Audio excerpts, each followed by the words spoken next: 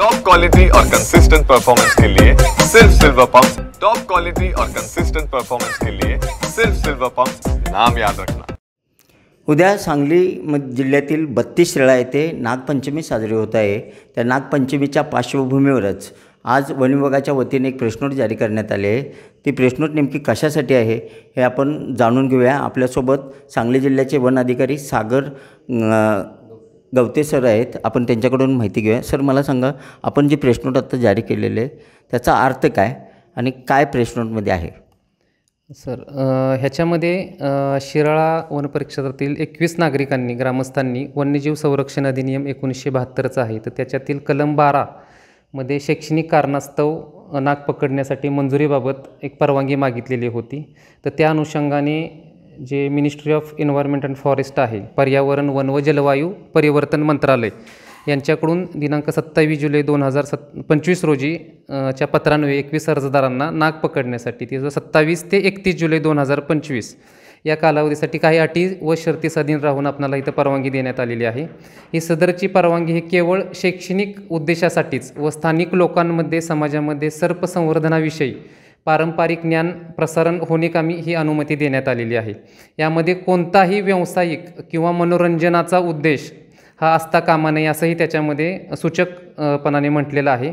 त्याचप्रमाणे मनोरंजन करणे, स्पर्धा करणे, मिरवणूक काढणे, खेळ करणे याच्यामध्ये अटकाव करण्यात आलेला आहे। तसेच ज्या अर्जदारांना परवानगी मिळालेली आहे त्यांनी सदरचे नाग हे पकडताना हे मुख्य वन्यजीव रक्षक किंवा वनाधिकारी यांच्या उपस्थितीमध्येच करायचं आहे आणि यांच्या उपस्थितीमध्येच करण्याचं बंधन घालण्यात आलेलं आहे। आणि यामध्ये कुठल्याही नागाला इजा होणार नाही किंवा त्याची मृत्यू होणार नाही आणि त्याला नंतर पुन्हा सुरक्षितपणे त्याला मूळ अधिवासामध्ये सोडण्याबाबत सूचना करण्यात आलेल्या आहेत। तरी या 21 अर्जदारांव्यतिरिक्त कोणीही नाग पकडल्यास, त्यांची स्पर्धा, मिरवणूक, खेळ केल्याचे आढळून आल्यास जो वन्यजीव संरक्षण अधिनियम आहे 1972चा त्याच्यानुसार वन विभाग आणि जिल्हा प्रशासनातर्फे कठोर कारवाई करण्यात येईल असं मी ह्याच्यामध्ये आव्हान करत आहे।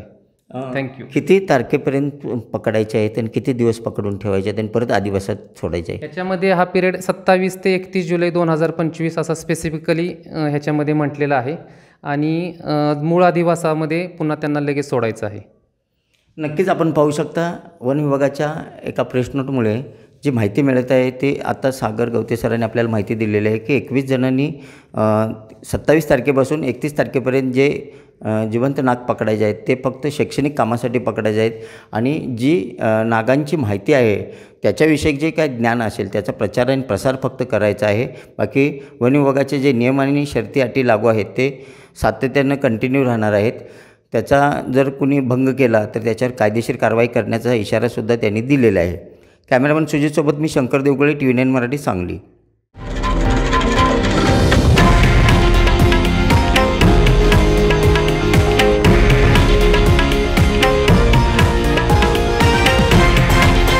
हे आहे देशातील नंबर 1 न्यूज नेटवर्क आणि आपण पाहत आहात TV9 मराठी, एकमेव।